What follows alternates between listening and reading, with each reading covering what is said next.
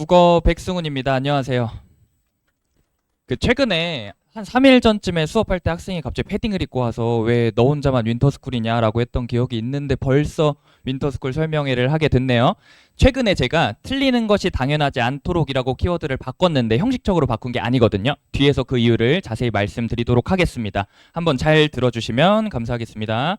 먼저 제 소개를 간단히 하겠습니다. 수강생 학부모님도 있는 걸로 아셔서 뭐 소개를 아실 수도 있지만 저기 휘문고등학교 졸업을 했고 1학년도 수능이 상당히 불수능이었어요. 갑자기 1컷이 83점까지 국어 1컷이요. 엄청 치고 박는 불수능에서 전 과목 5개 정도 틀려서 그때 당시에는 이제 서울대 경영이나 경제를 찔러봐라 라는 어떤 부모님이나 어떤 선생님들의 권유가 있었는데 당시에 국어 교사가 너무너무 하고 싶어서 그런 걸 다 뿌리치고 사실 자식 이기는 부모가 없기 때문에 제가 이겨가지고 국어교육과에 입학을 했고 졸업을 했습니다. 그리고 사실 졸업을 하기 이전에 졸업식 이전에 여기서 미팅을 했는데 두 번째 미팅에서 지금 전속 계약을 한 상태이기 때문에 이 학원 저 학원 출강한 경력은 없는 편이고 현재 수업도 SNT에서만 하고 있습니다.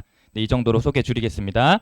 네, 일단 먼저 말씀드릴 게 지금 정규반 커리큘럼 설명이긴 하지만 내신반 성과에 대해서 간단히 말씀을 드릴게요. 왜냐하면 클러치 능력이라고 하죠. 이렇게 애들을 데리고 성적을 확 끌어올릴 수 있다는 걸 정규반 데이터로 보여드리긴 힘들기 때문에 간단히 현재 고1 단대부고 내신 성적을 간단히 보여드리면 일단 제가 중간 때 처음 런칭을 했기 때문에 13명 소수를 데리고 시작을 했으나 이렇게 누가 봐도 성적이 많이 올라서요. 지금 기말은 1주차 수업을 했는데 30명을 데리고 하고 있고 정말 현재 이 30명 전원 성적 상승을 목표로 시간과 노력을 갈아서 하고 있고 이 30명마저 잘 성적 상승을 시킨다면 더 대형 강의가 되지 않을까 싶습니다. 뭐 2배 정도 오른 학생도 있네요. 뭐 이 친구는 실제로 자기가 이때는 공부를 별로 안 했다라고 하긴 했지만 어쨌든 내신 성적이 2배 이상 올랐다는 건 유의미한 성과라고 할 수 있겠습니다. 네, 이 정도로 클러치 능력이 있다는 것 정도는 보여드리고 본격적으로 정규반 커리큘럼 말씀드리도록 하겠습니다.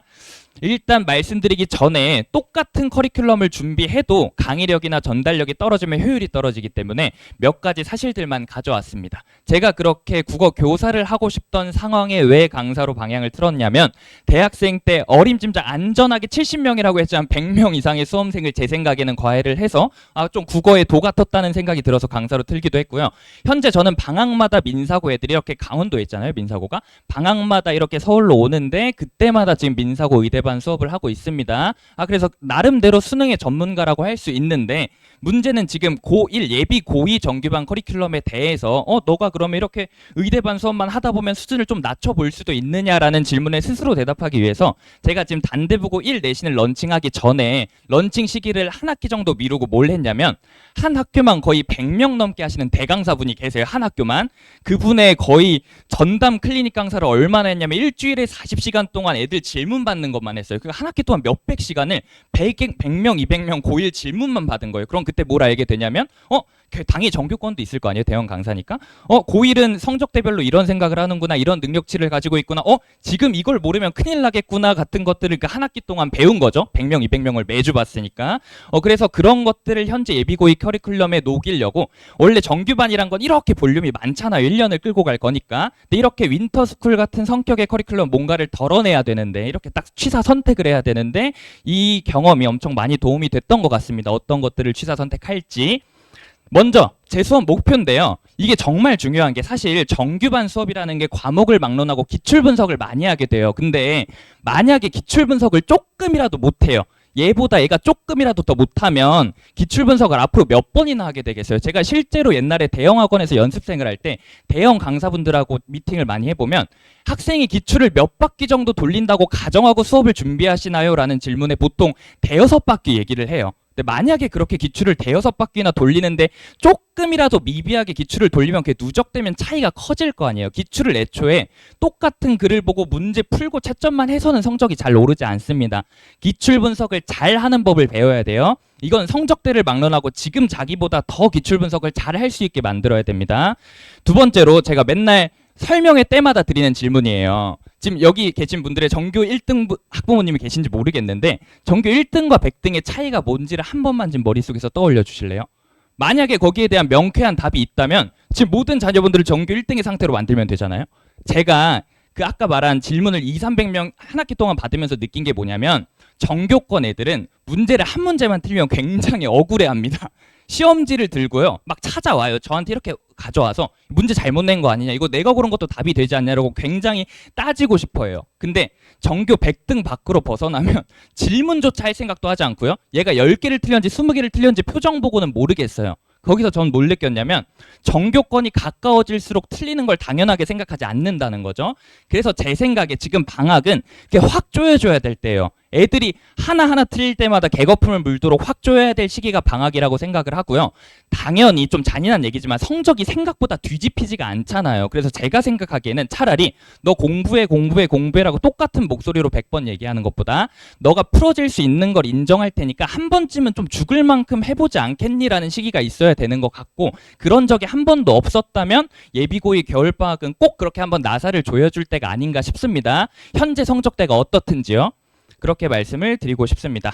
네, 그래서 본격적으로 커리큘럼 말씀을 드리면 지금 아마 전체적인 시간표 속에 제 수업이 어떻게 들어가 있는지는 나눠주신 자료에 있겠지만 일요일 반과 수요일 반을 좀 분리를 해서요. 일요일 반은 현재 제가 단대보고 내신을 하고 있는 시간을 쭉 끌고, 둘 다 저녁입니다. 일요일 저녁에 문학, 비문학을 쭉 끌고 가고, 수요일은 차라리 딱 수요일에 1월 4회 동안만, 1월 동안만입니다. 4회 동안 고난도 비문학을 하려고 준비 중입니다.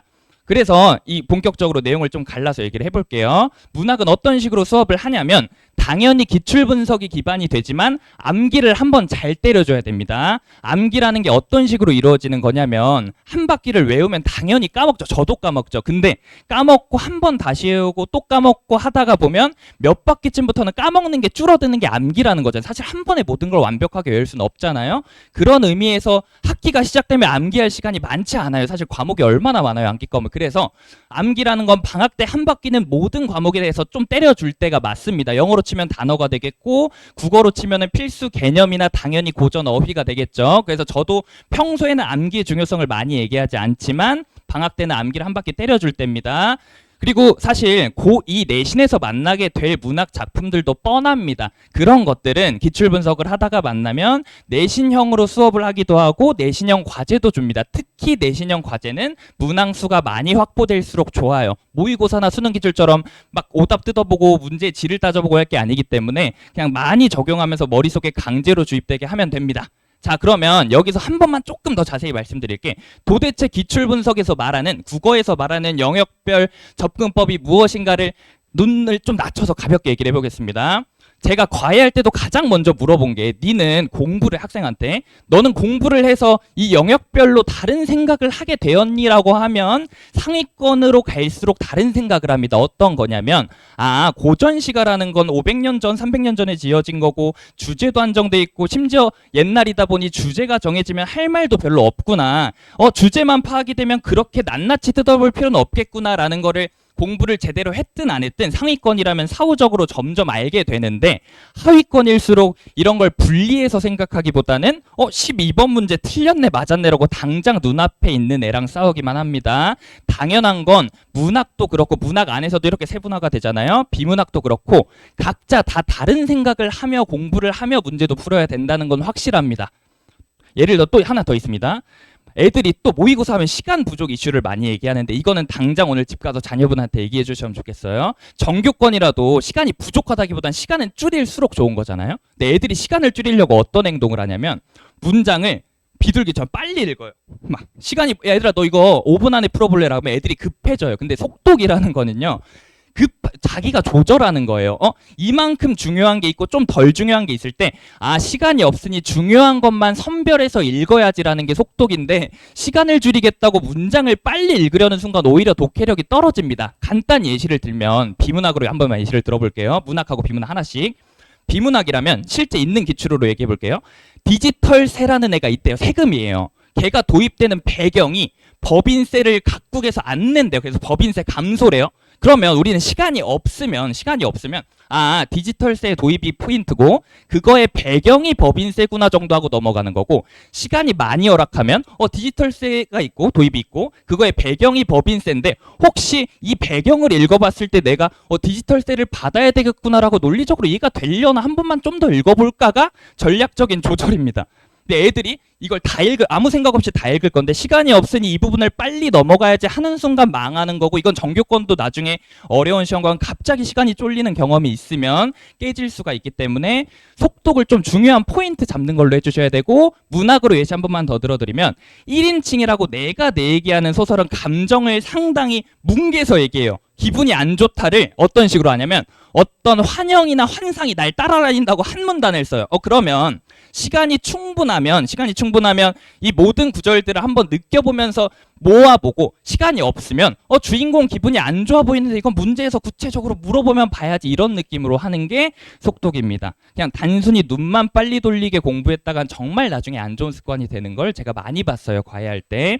그건 좀 알아주셨으면 합니다. 네, 그래서 구체적으로 커리큘럼 좀 시각적으로 보여드리면, 아까 말씀드린 기출분석 하다가 내신과 관련된 거 나오면 내신 수업을 한다 정도이고요.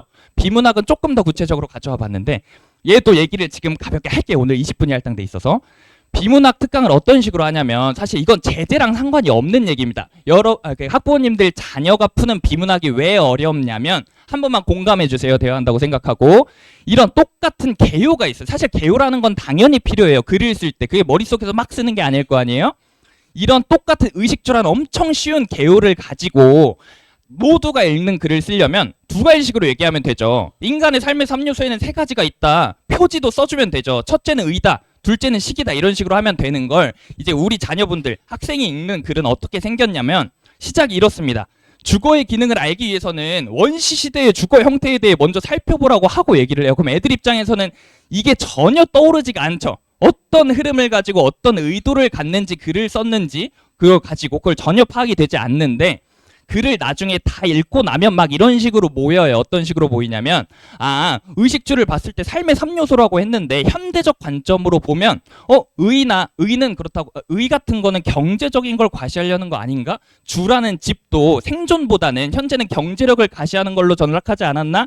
그래서 사실 이 의식주라는 삶의 3요소를 보기 위해서는 실제로 의식주가 생존에 직결됐던 원시시대로 가야 됩니다라는 글이면 이게 이렇게 돌고 돌아서 열로 오겠죠.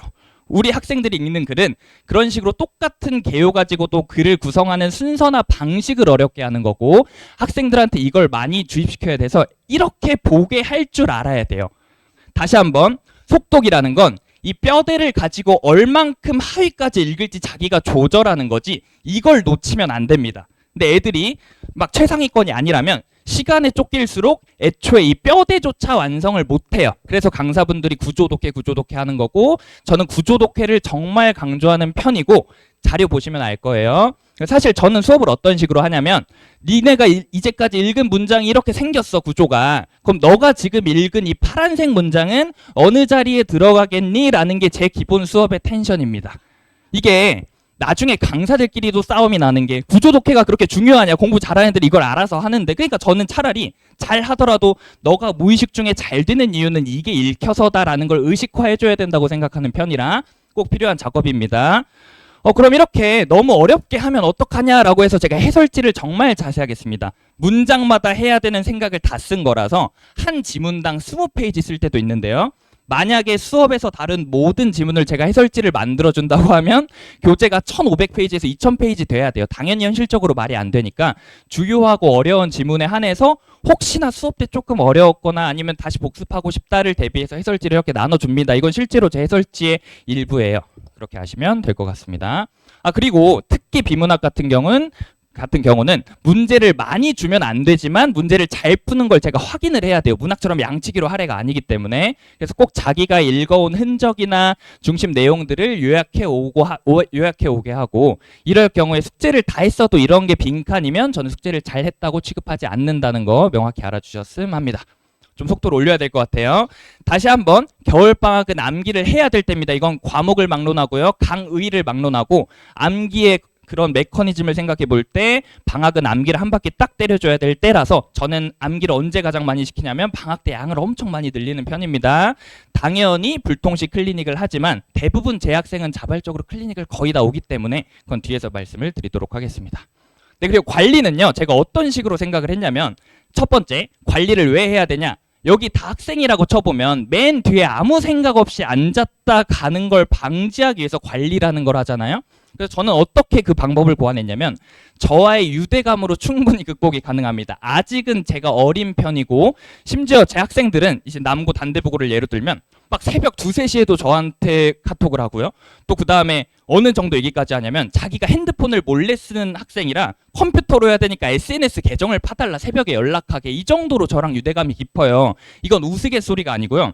그렇게 저랑 평소에 유대감이 높은 맨 뒤에 가만히 앉았다가 갈 수가 없어요. 심리적으로. 저는 그렇게 지금까지는 극복이 되고 있어요. 이게 30명이든 50명이든. 근데 만약에 제가 이제 50살이 되고 60살이 돼서 혹시 애들이 저와 그렇게 친밀감을 느끼지 못하는 시기가 올 때 어떻게 할지는 고민 중이지만 앞으로 한 10년까지는 충분히 유대감을 통해서 그 소속감을 극복할 수 있을 것 같습니다. 두 번째로 그럼에도 불구하고 성적이라는 건 학부모님과 저와 학생의 어떤 합으로 올라가고 유지되는 거잖아요. 학부모님들과의 소통이 분명 중요하단 말이죠. 그건 어떻게 하냐라고 했을 때 무조건 그냥 냅다 문자를 길게 다 보내고 전화도 다 합니다.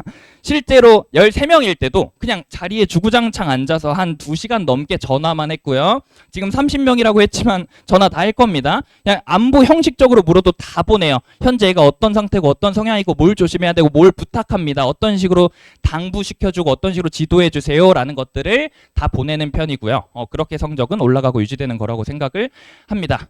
네, 그리고 마지막으로 지금 정규반이다 보니 아마 모의고사를 보게 될 텐데 이건 실제로 제가 그 대강사분과 협업 강사를 할 때 제가 만든 성적표입니다. 당연히 약간 점수나 어떤 성적대만 보내는 게 아니라 그 문항별로 해야 되는 생각이나 개념들 난이도를 좀 정리해서 좀 이렇게 체계화된 성적표로 보내는 편이에요. 이건 나중에 받아보시면 아실 겁니다.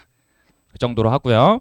그리고 이건 제가 고안한 방식이에요. 애들이 가장 문제점이 만약에 수업 일요일 저녁이면 일요일 아침이나 토요일 밤에 급하게 과제를 하는 애들이 생각보다 많아서 그걸 방지하기 위해서 너는 과제를 언제 할 수 있니? 저 금요일이요 하면 금요일에 꼭 인증을 하지 않을래? 라는 방식을 고안은 했는데요. 아까도 말씀드렸지만 저는 클리닉에 그냥 무조건 부르는 편이고 전화를 다 돌립니다. 클리닉에 보내달라고. 저는 4시부터 보통 10시까지 평일에 하루 이틀 정도 무조건 클리닉을 열어놓는데 그 시간 동안은 아무것도 안 하고 학생만 봅니다. 그렇기 때문에 사실 크게 의미는 없었어요. 그동안은. 그냥 애들이 다 오면 제가 보면 되니까요. 근데 혹시나 시간이 안 돼서 클리닉에 못 온다거나 학생 수가 너무 늘어나서 제가 케어가 안 되는 경우가 조금이라도 있다 하는 경우에는 이 방식을 적용할 생각입니다. 네, 그렇게 봐주시면 될 것 같습니다. 네, 개강일은 다음과 같아요. 아까도 말씀드렸지만 일요일 지금 제 정규반, 내신반, 정규 시간에 지금 정규 수업이 깔려 있고요. 문학 더하기 비문학. 수요일은 1월 동안 4회만 고난도 비문학 특강을 합니다. 둘의 차이가 무엇이냐라고 물어봤을 때 빌드업이 조금 적은 편이긴 하지만 충분히 다 따라올 수 있어요. 아까도 보셨겠지만 제가 문장마다 쪼개는 편이라 어려운 지문을 한다는 거지 수업 자체의 난이도가 너무 높다는 건 아니고요. 그래서 결국에는 아마 이 9회차 수업은 매주 비문학이 있는 거잖아요. 이 비문학의 후반에서 다루는 비문학의 수준은 이 4회와 비슷할 겁니다. 다만 그 초반 지문 과정이나 난이도를 생략 정도 한다고 보시면 될 것 같아요. 네, 그렇게 봐주시면 되겠습니다. 네, 다시 한번 틀리는 것이 당연하지 않도록 만들어주세요. 이건 저를 넘어선 얘기예요. 정규 1등이 되려면, 상위권이 되려면 제발 한 문제 틀렸을 때 억울한 자녀분을 만들어주시면 좋겠습니다. 이건 한 번만 당부드리겠습니다. 감사합니다.